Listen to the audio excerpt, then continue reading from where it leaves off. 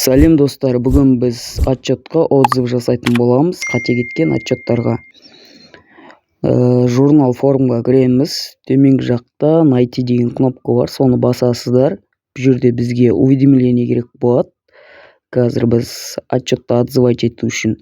Енді бұл уведомлениені толтыратын боламыз. Жоғары жаққа көтерсеңіздер, налоговое заявление деген бар. Міне, осыны басасыздар. Төменгі жаққа қарай түсірсеңіздер, міне мына жерде тұр, налоговое заявление, отзыв деп тұр. Соны басасыздар. 2 страница шығады. Біздер отзыв жасайтын болса, бірінші страницаны толтырамыз. 910 деп. Первоначальный болатын. Первоначальный деп. Первое полугодие 2023. Жаңа мен айттым ғой, уведомлениені ашып қойыңыздар деп. Мына жерге солны қазір копировать етіп, осы номерді выставить етіп қоятын боламыз. Осы отчетты отзывать ету үшін, осы номермен. Енді төменгі жаққа қарай түссеңіздер, мына жерде С деген пункт бар, соны таңдаймыз. Екінші страницаға өтеміз қазір біз.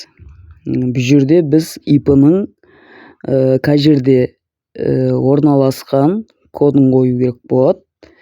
Біздің ситуациямызда Хромтау. Міне таңдадық. Төменгі жаққа выборды басамыз. Енді біз отчетымыз қате ма, соны тексереміз. Мына жерден ошибка нет дейді. Енді біз РСА-мен қол қойып, біздің отзыв отчетымызды жіберетін боламыз.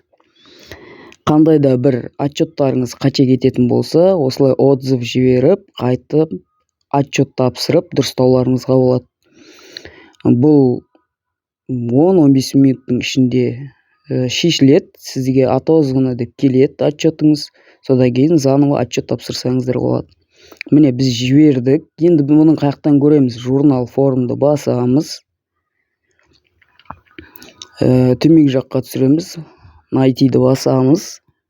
Міне біздің ситуациямызда қазір қарастырылып жатыр. Жаңағыда міне отозваны деп келіп тұр. Міне число барлығы. Бұл 15 минуттың ішінде алатын жұмыс. Достар, мен берген ақпарат пайдалы болса, каналға жазылып, лайк, комментарий қалдырамыз. Алдағы уақытта жақсы видеолар шығатын болады.